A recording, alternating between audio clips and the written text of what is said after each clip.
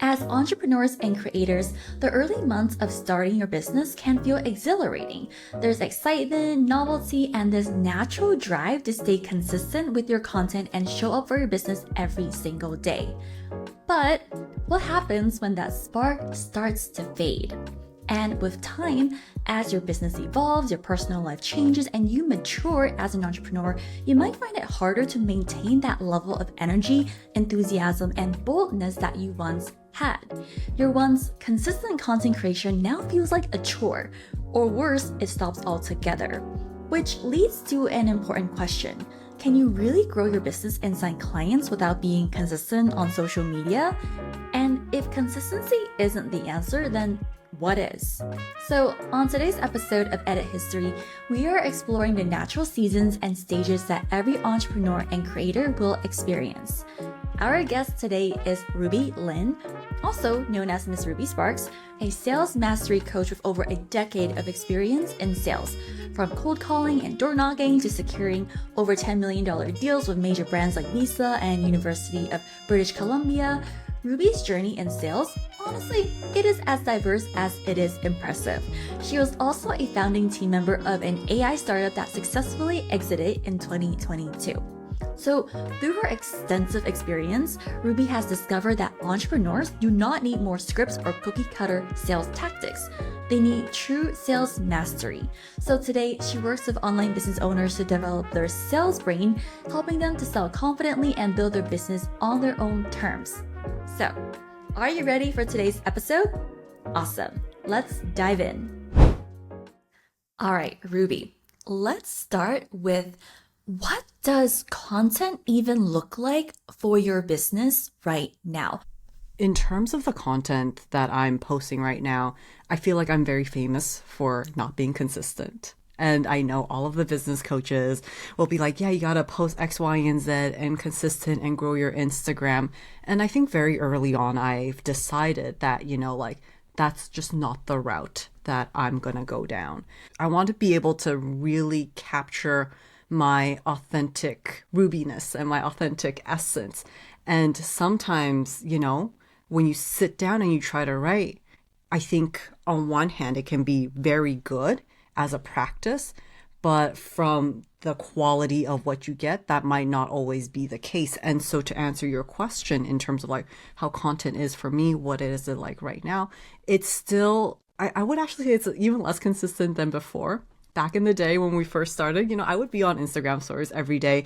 We would have our weekly, Tuesday Ruby rants, Wednesday DM nightmares. Right now, it's more so, I'm showing up when I feel like I have something to say. Now, that being said, that's the same mindset that I have for my emails as for, the private podcast Ruby rants, which before was on Instagram. Right now, I'm putting in more on that private podcast just because everybody's been asking about it, not wanting to be on Instagram, watching me talk for 30 minutes. And instead, they're on there right now. Yeah, there's several threads I would like to poke more into, but I think the first burning question for the listeners that I'm guessing is coming up is, you're inconsistent in your content?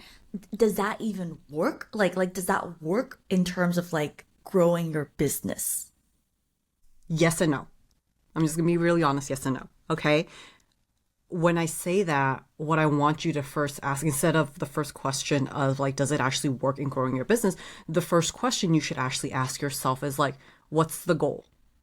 Because growing business, that's very broad, right? Are you at a season of growing my business and that means growing my audience, right? Is growing my business, signing clients? Is growing my business, delivery and working on referrals or, re-signing clients. Those are three very different buckets.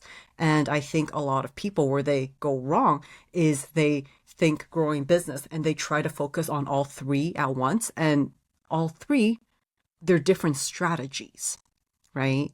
And so for me, I'm actually surprisingly you say that, and really funny that I just, literally said I'm not consistent, but I will be getting into a season of my business where I will be more intentional around growing the size of my audience. And so with that strategy, yes, be consistent. But if it's signing clients, if you're just starting out, right? If you haven't have your first roster of clients, right? Growing your business might not necessarily be showing up consistently on Instagram, but the consistency around that may be consistency in terms of building relationships, furthering what I call your relationship equity, because that is actually the fastest way to sign in clients. So again, depends on where you are in your business.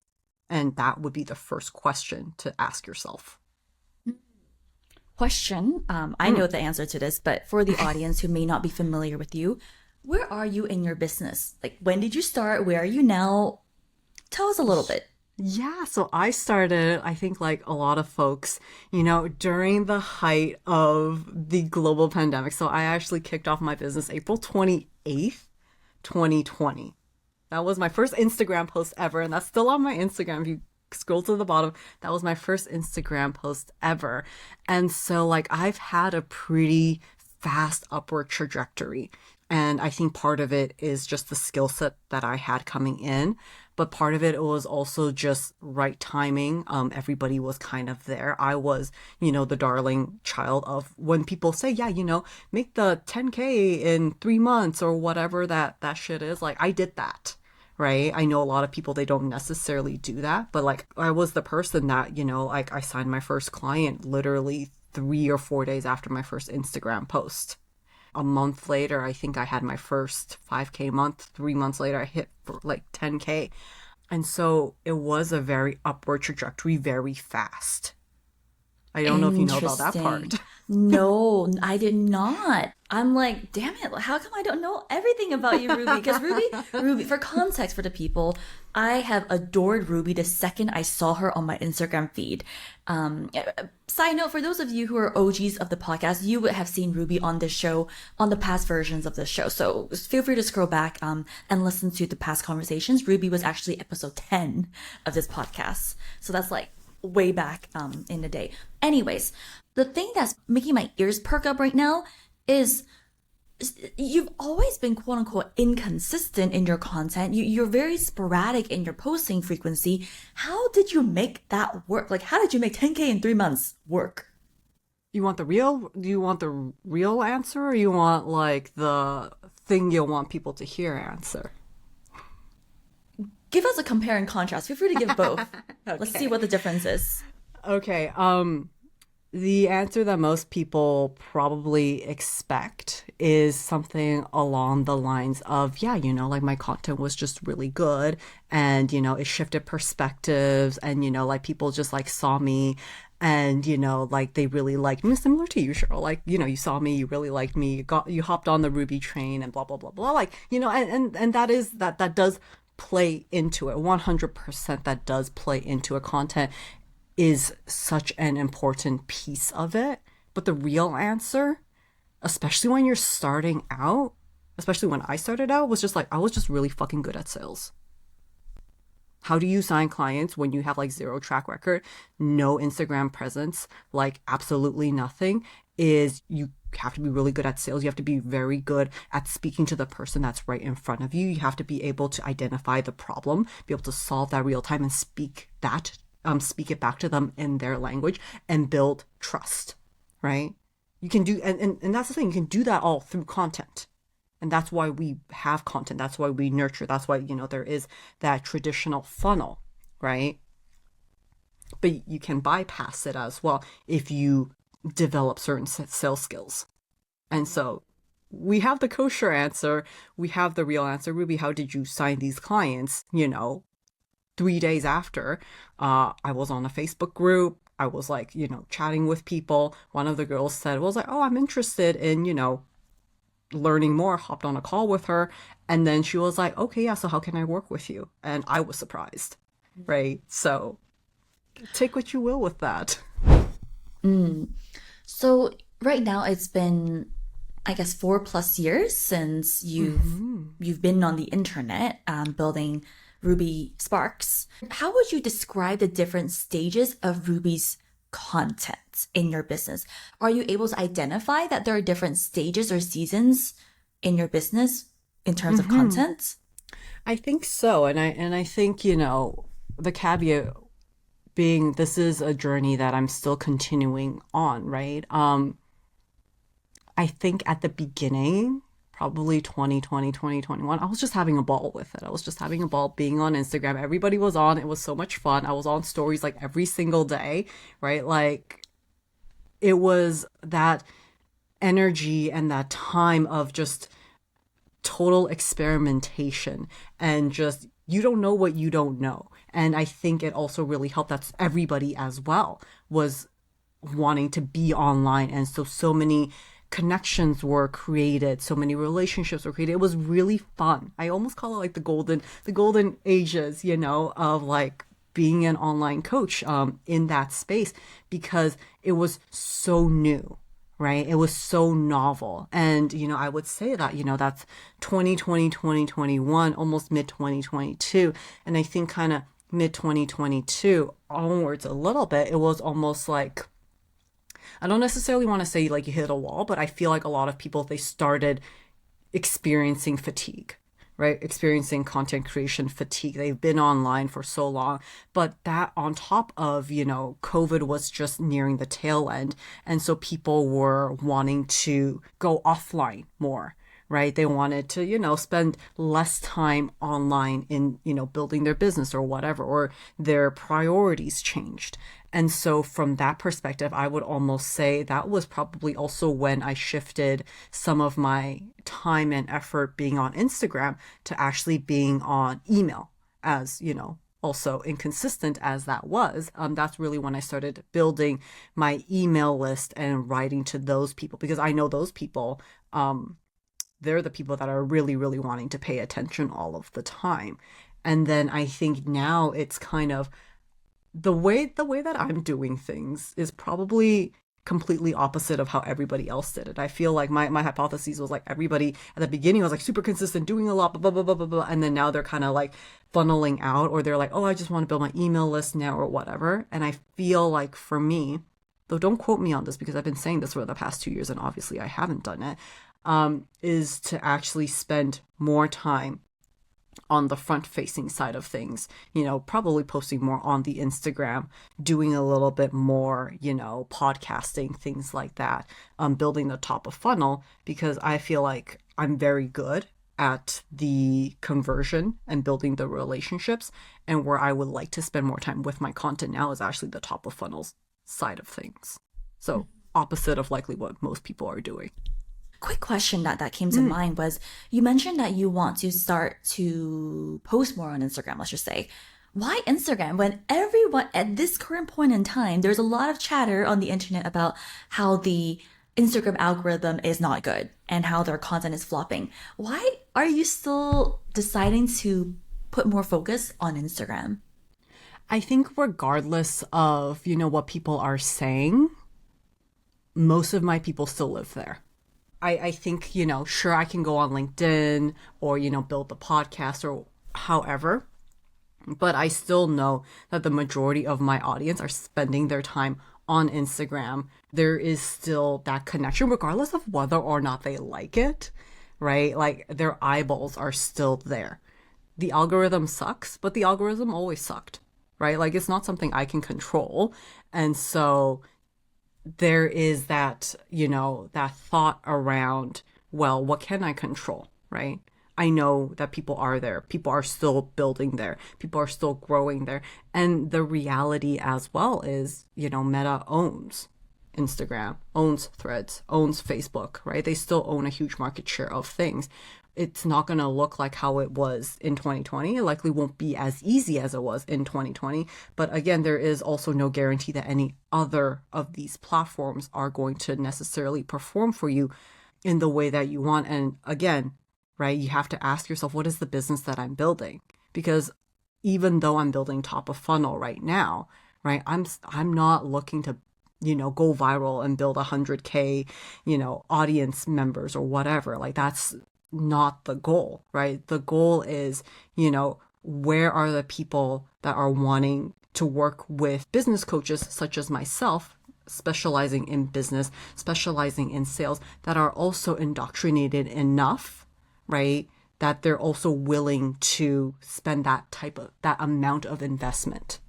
Because here's the thing, right? Like you go on LinkedIn and you go on the TikTok, and even if you go on the YouTube, right, a lot of those people, they might not be in this world yet as deeply. And so, yeah, you can sell them what, your $27 ebook, right? They're going to be crying about, spending $297 on a course because like that's too much, right? And for the price point of where my coaching services are, I need my people a little bit further along the way. And where do they live? They live on Instagram. Like if I move over to YouTube, for example, right? Like that would be an entirely new audience demographic. That would be an entirely new offer. That would be an entirely new funnel just based off of what I know of like how people are, what the expectations are, number one, right? And then number two, the readiness to purchase, right? Because if you look at something like YouTube, like what do people want to go on YouTube for? They want information. They want free information, right? You're spending a lot of time, and YouTube especially, like it's a platform where creators are able to monetize through their videos, right? And so perhaps you're not necessarily going to YouTube to find, hey, who's the business coach I'm going to want to work with? It's, oh, who's the business coach that's giving me the free information, right? And then so that nurture sequence likely is going to be a little longer. You're going to have to build a freebie. You're going to have to get them on your email list. And then it might be another 3 to 6 months before they're ready to, actually purchase something substantial from you. And right now, that's simply just not my business model. Yeah, there's so much talk about how LinkedIn right now is like the place to be, right? Because I don't know, for whatever reason, people find that their engagement on LinkedIn is just better. But now that we're having this conversation, I wonder, is that the right platform for most coaches or business owners? Maybe, maybe not, but you have to discern, because some people will argue like, oh, but like my clients, like they have an Instagram account, they probably have a LinkedIn account too, so they exist on both platforms. So why don't I just focus on LinkedIn? That argument, I think, logically makes sense, but also is thinking about, to a certain extent, maybe it's worth considering, like, are you respecting the platform's intentions? Like, for example, LinkedIn, I think it is primarily more of like a social network for corporate professionals or maybe business owners. And the intention of Instagram is more for sharing personal life, behind the scenes, etc. Is your brand best suited for a platform like LinkedIn, even if your clients do have a LinkedIn account and an Instagram account? That's something that I've been thinking a lot about for myself as well. Any thoughts there about LinkedIn versus Instagram? 100%. I think the people that spend their time on LinkedIn and what they're, again, the expectations, right? We talked about the YouTube expectations. Oh, what's the expectation when you go on LinkedIn? I think that's the first thing. But from your client's perspective or your idea, your audience's perspective, like what are they doing on LinkedIn? That's the first question you're going to answer. Like, am I going on LinkedIn to like network with people, right? Am I going on LinkedIn to find a coach? Right? Am I going on LinkedIn to like spend my time like reading professional articles? Most people, they go on LinkedIn to, further their professional goals or relationships. And so if you're targeting corporate professionals, if you're targeting people that have that inclination, then perhaps, yes, that makes sense, right? But, fitness coach being on LinkedIn, does that make sense? No, you're not going to be on LinkedIn watching, fitness videos as an example, right? For you, Cheryl, podcasting, that could be very interesting because I do see, a lot of people, especially on that, marketing and media side, right? But also interested in that, but also like young corporate professionals wanting to create something for themselves outside of their 9 to 5 during their job. They might be, looking and sussing out like, okay, what is it that I want to do? And if podcasting is that avenue, perhaps LinkedIn is a really good, avenue. For me personally, from the coaching perspective, perhaps I wouldn't be posting my Ruby rants on LinkedIn, right? But, when I start my consulting arm from the sales perspective, 100% I would be on LinkedIn, but I'm targeting business to business, like B2B companies. I'm targeting startup Series A, and the language that I use is going to be very different than how I do on Instagram. And it's really understanding, where do your people live and what are their intentions? A lot of people, they don't think about what is the intention of my audience when they go on a specific platform, and you do have to think about that. Beautifully said.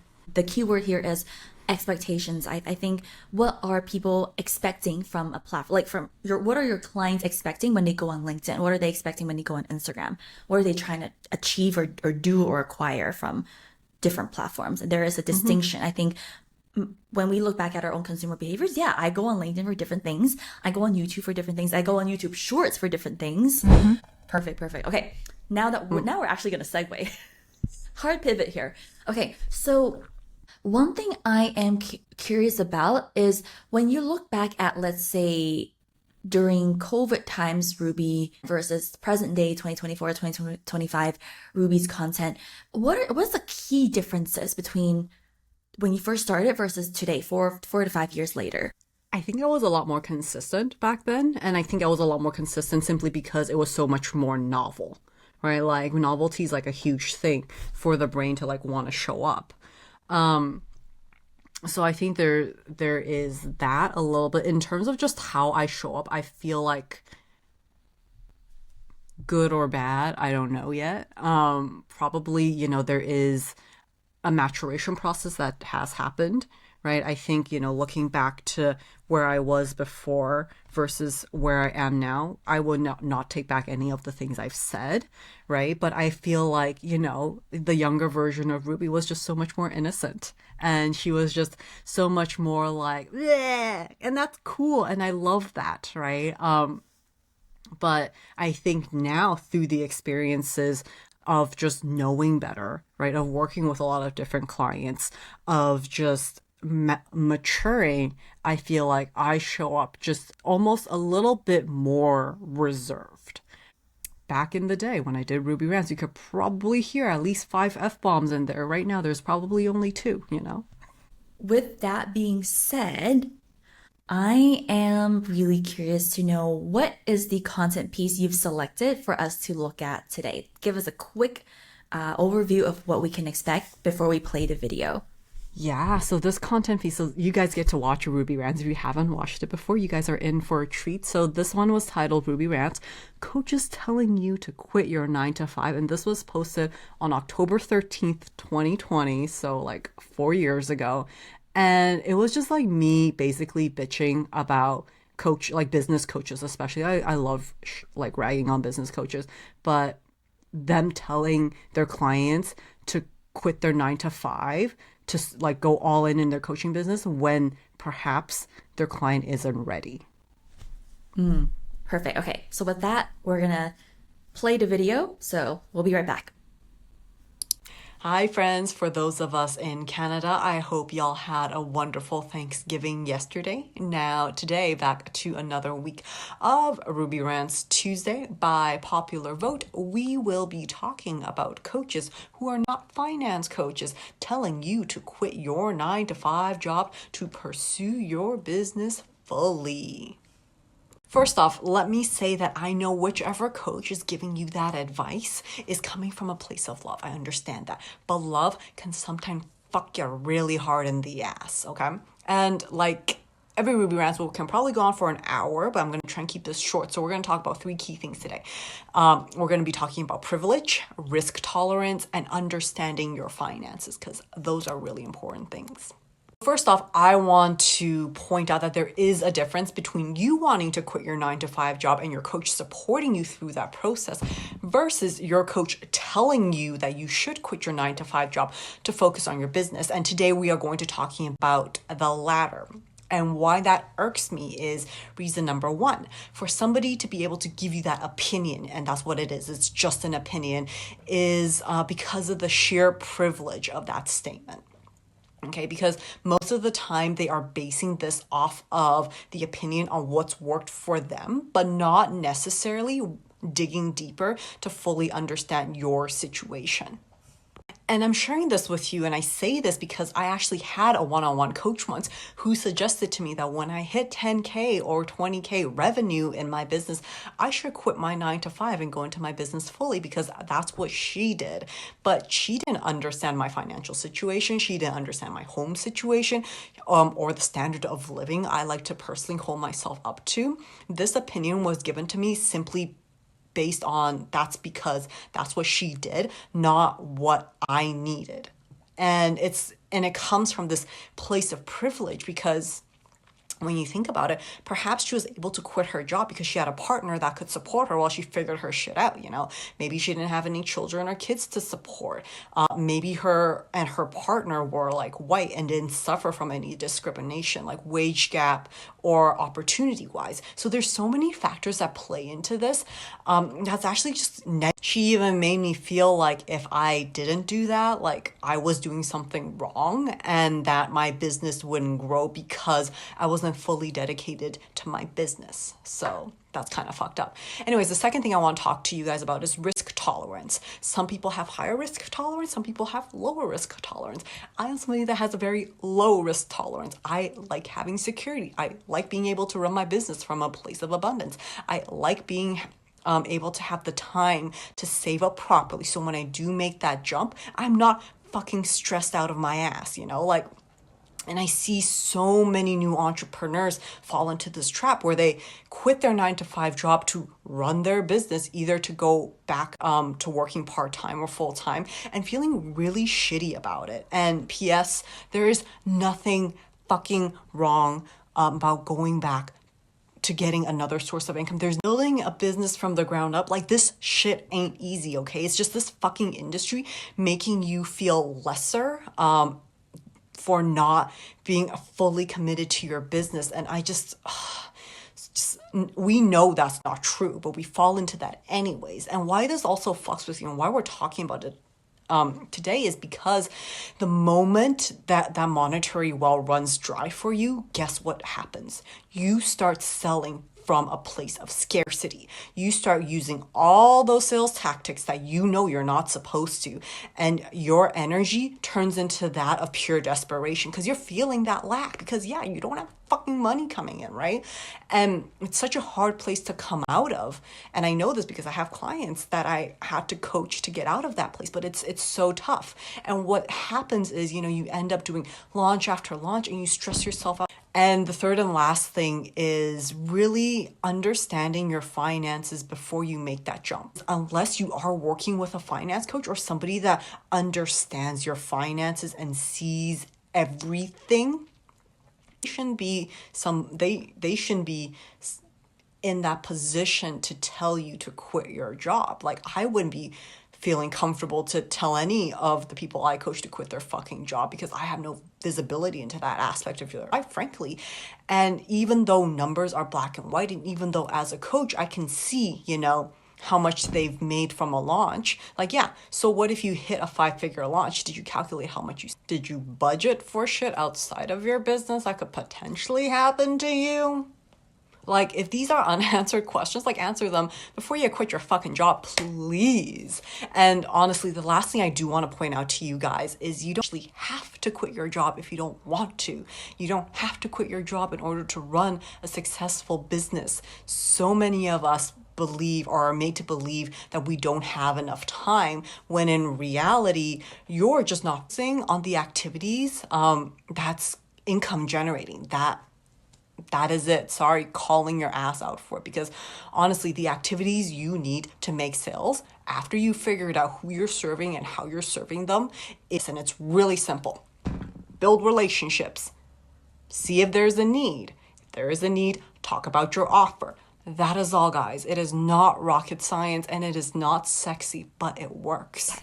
All right. So, what elements immediately jump out at you that you feel like there's something different about how you would approach content today? Is there anything you can share? I feel like, you know, that piece, even to this day, is still a great piece. I think it aged pretty well. Mm-hmm. And, you know, I know we were supposed to look back and like find content pieces that we felt really cringe towards, but genuinely, like, I was really proud of Past Ruby, right? If anything, I actually, and this goes back to your earlier question, like, I feel like Past Ruby's probably has a lot more balls than current Ruby, just because like she just didn't know any better. She just showed up and she just like blabbed at whatever, right? And, you know, I feel like through that maturation process, you know, and maybe just through time itself, part of my brain is kind of like, you know, like, where did you lose that courage? Like, where did you lose, you know, where did you lose all the balls to just say whatever? Like, how do you grow up and mature without losing that initial sparkle and zest and passion? And I feel like that's actually something for anybody that's been in the online space, since 2020, since 2021. I guarantee you these are questions that they may or may not have thought about, but certainly I feel like anybody that started when we did, they feel that. Like, when did I kind of lose that sparkle a little bit, right? For this piece of content that we just watched in particular, what is the difference from your point of view between commenting on a phenomenon critically versus like just ripping your industry, ripping your colleagues apart, like basically bashing on your own industry slash colleagues? What's the difference? Yeah, I think bashing on your industry colleagues would also be like calling specific people out and be like, oh my gosh, like blah, blah, blah, did this and this and that. And then like putting that, into the forefront, right? Versus like an industry-wide phenomenon when you're seeing these patterns happen. It's not just, one or two people, right? You're seeing across the board, and then you're questioning why is that happening? And you're questioning what is the intent behind this? And the reason why is because I ended up having to be the coach that had to deal with a lot of the aftermath of this, right? Like a lot of clients come to work with me after they've worked with other coaches that didn't work out. And so I saw the aftermath firsthand, right? And it wasn't just one coach doing something. It was, across the board. And that gets me questioning and thinking about, why is this happening? What is the intent behind this? And then what's the thinking system behind it, right? What I'm bashing and what I'm criticizing or what I'm commenting on isn't necessarily specific people, right? It's the thinking systems behind the actions, right? And back then, the thinking system wasn't for the good of the client. And as coaches, we must always put our clients first. So, we must always honor our clients, right? Fundamental thing as a coach. And what I was seeing was these folks who were not finance coaches, right? They were telling their clients to quit their 9-to-5 job, right? Not working with them to like, do you have a plan? What does your financials look like, right? What's your runway? Like, none of this is just kind of, oh, like quit your 9-to-5 job because you made your first 5K month. That's not honoring your client. That might be doing what your client wants, but that's not honoring them, right? That's number one. And number two, it was very much, again, not for the benefit of the client. It was what I saw, like all these testimonials was like, it was for the good of the coach, so they could then go on their Instagram and be like, oh, my client quit their job, their 9-to-5 job, to go full-time in their coaching. That was the intent, to make themselves look good, not for the betterment of the client. And I know this because these clients come back to me and be like, oh my God, what the fuck do I do now? Okay, so what I'm hearing is that the reason why perhaps this particular piece really, you could feel that it wasn't like an attack per se, but it was more like a very like critical, reflective piece, is because the intent behind this piece, your thought process was pretty abundantly clear. It's like you're really thinking about it from the perspective of how can I share this piece to perhaps benefit the client, and not so much like step on other coaches to raise my own brand or whatever. Is there language tips you can offer so that it doesn't come across as like I'm attacking my colleagues? We're going to have to go back to intent, because from your intent comes the language, right? Is your intent, because here's the thing, right? You might say, I'm not here to attack my colleague or blah, blah, blah, blah, blah. But if you have shit that you got to work with because you're comparing yourself to other people, because you're feeling triggered, because, you don't feel like you're good enough. If you have this kind of baggage, it might come off as that way, right? And so first, what we need to really, really get clear on and clear through is like, what is your intent in sharing this piece, right? Like what is the through line that you want to actually say? What is the through line you actually want to share? From a language perspective, I would be very, mindful in just making sure, you're speaking around, hey, this is my perspective around my industry, right? And then also share around like, what is your thought process behind that, right? If you like really, really want to be careful, then share your thought process. Why are you thinking about it this way? Why are you criticizing the piece, in this fashion?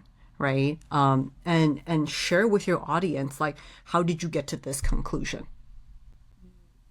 Yeah, that lands very well with me also, because I find that when I put myself in the content consumer point of view, whenever I see someone just make a statement, it doesn't hit as deeply with me than if they were to actually share why they said that statement or why they believe in that particular viewpoint. Maybe it's because it just adds more context. Maybe it's because I can now connect the dots. But also, I find that maybe one more layer to that is that I can now feel is it sincerity? Is it conviction? It's something like that.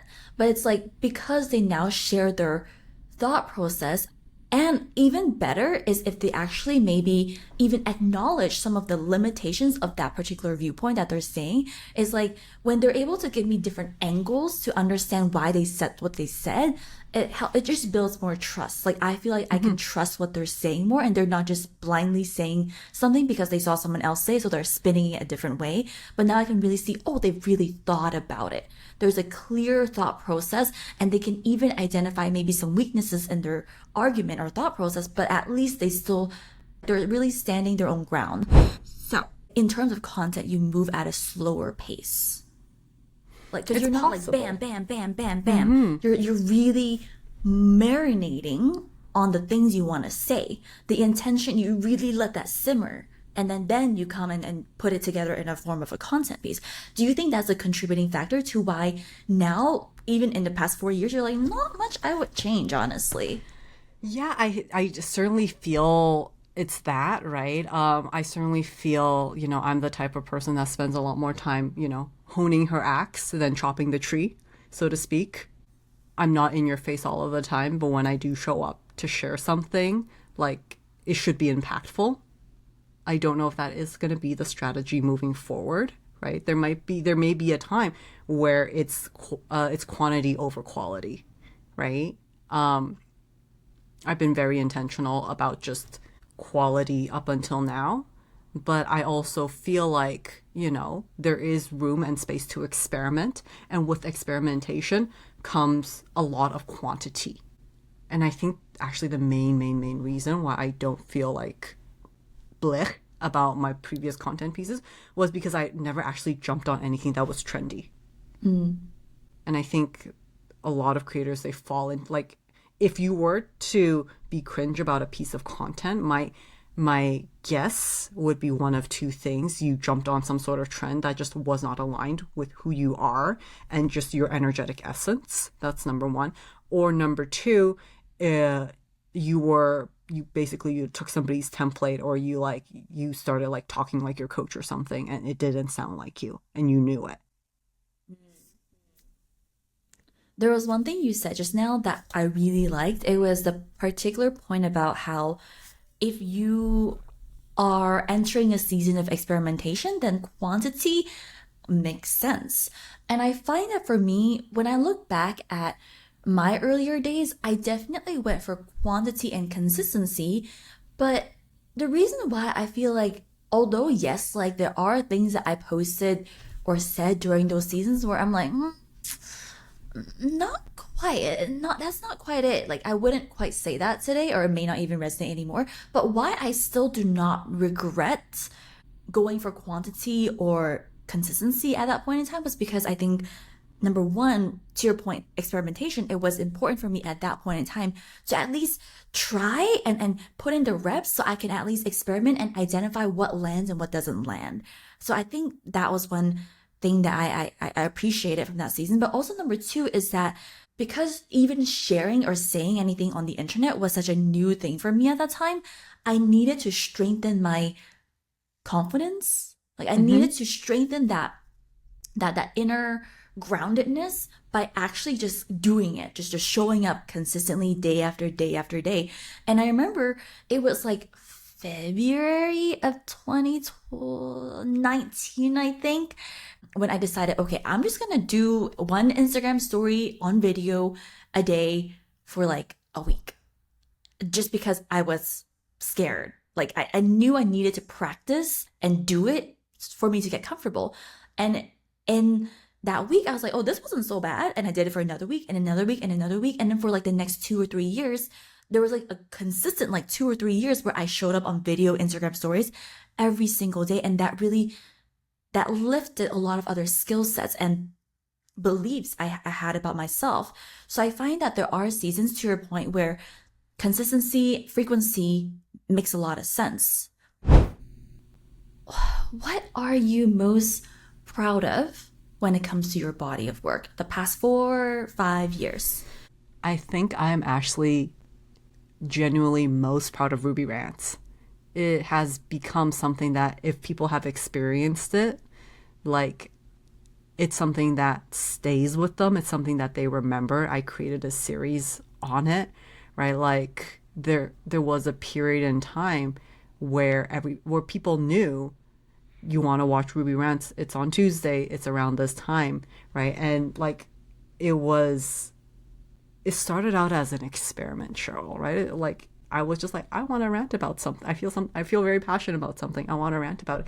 And it became this series that almost had a little bit of that cult following. Like if you were in the know, you knew. And it was just such a fun time.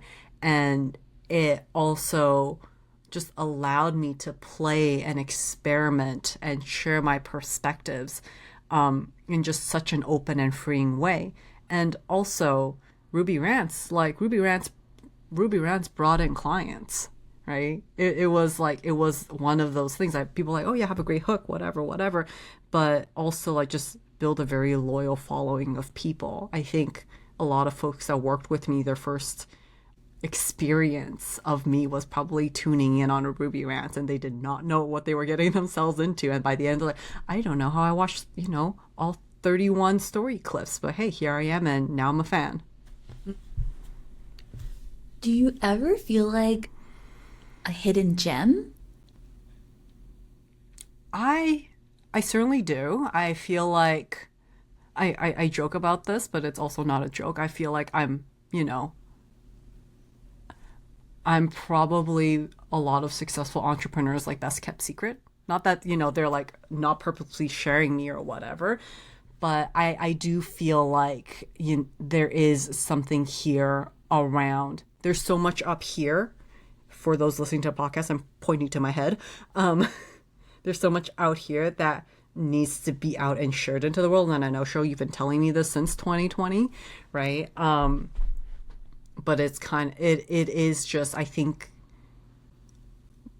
more people need to experience Ruby Brain. I think so. 100%. To the Ruby who had a lot of balls, to the Ruby who didn't have an audience or online presence and then you started building one, like to the Ruby 4 years ago, what would you say? Dang, girl, you did really good. Like, you did really, really, really fucking good. And, as I look back on her now, I think it was the balls. It was saying the things that people were thinking but not saying that like really grew that loyal following. I would say, I'm really proud of you, and don't lose that sparkle. Amazing. To our people listening, same to you. Do not lose that spark or sparkle that right now, maybe for some of you, you're at the beginning of your journey and you have a lot of that sparkle. Keep it going, right? Like, don't lose it. But to the folks who maybe like, yeah, the sparkle has like kind of dimmed out like a lot, find it again. Try again. Try to find it again. Because there's a reason why a lot of us started building this body of work, started putting out content, started showing up online. There's a reason. And the reason likely is one that matters to you. So right now, maybe you're feeling discouraged. Things didn't go the way that you wanted to this year, whatever the reason is. Don't lose that sparkle. Fantastic. Alrighty, Ruby, thank you so much for today. And to everyone else, I will see you in the segment that follows this one, where we will break down some actionable advice and tips stemming from this conversation. So I'll see you in a second. Thanks, Cheryl. So reflecting on this conversation with Ruby, I've identified 2 practical takeaways for you to implement in your business. So number 1, pay attention to the sales opportunities already around you. So Ruby showed us that sales skills can sometimes compensate for inconsistency in your content or marketing. So instead of relying on quantity or fighting the unpredictable algorithms, focus on recognizing the sales opportunities. So for example, this could look like being able to talk to someone and then on the spot, be able to identify the person's problem, solve the problem, offer a solution to the problem, and then make an invitation to the person to explore this further on a discovery call, right? Or here's another example. So if you are introducing yourself, you can tailor your introduction to the person that you're speaking to.